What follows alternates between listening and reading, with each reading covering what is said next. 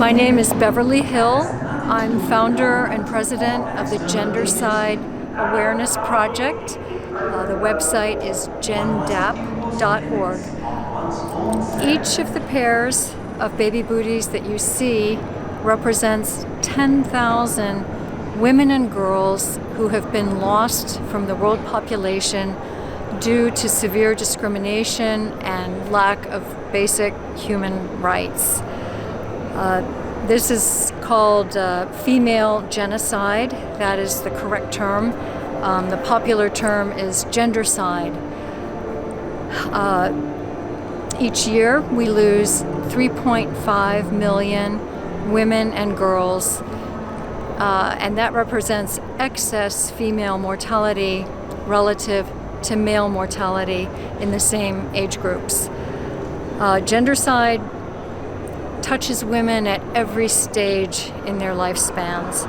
It starts before birth. Each year we lose 1.7 million female fetuses who are selectively aborted because they were female. This occurs in countries where there's a strong preference for sons over daughters.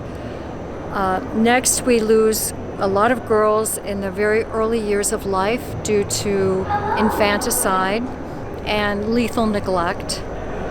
The next vulnerable period is the childbearing years. We lose 300,000 women every year. 99% of that death is preventable, and those deaths could be avoided very inexpensively with prenatal health care, simple, inexpensive surgeries, antibiotics, and a few other drugs. And then lastly, the older years are very vulnerable years for women. We lose 1 million women over age 50, especially widows, every year, and that is excess female mortality in that age group relative to males. The baby booties were made by poor, at-risk women in 30 developing countries. We paid them fairly to make them because we wanted this art exhibit to be created by the very women who are most at risk for gendercide. So by providing fairly paid work, we did something positive to assist them. The cumulative loss of female life adds up to 126 million women and girls who are demographically missing from the world population. That's just a euphemistic way of saying that they're dead. So we have 12,600 pairs, each pair representing 10,000 missing women. Now, gendercide has terrible consequences for women, for men, and for society. In areas where you have a very skewed sex ratio, the first thing you notice is a dramatic increase in sex trafficking. There aren't enough women to go around. So it's no coincidence that the two regions of the world that have the most imbalanced sex ratios, that being northwestern India and southeastern China, also are hotspots for sex trafficking. Next, we see an increase in child marriage. There are not enough brides for all the bachelors. So bachelors turn to younger women or to girls to find brides. And the more distorted the sex ratio is, the younger and younger they have to look. That leads directly to the next problem. You have very young girls getting married, their schooling stops, they generally marry significantly older men who are eager to have children. The in-laws are very eager to have children, and so they start bearing children before their bodies are ready for it.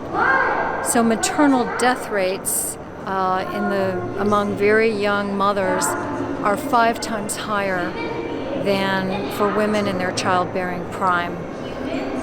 And then lastly, it's very, very tough on the men who never find life partners.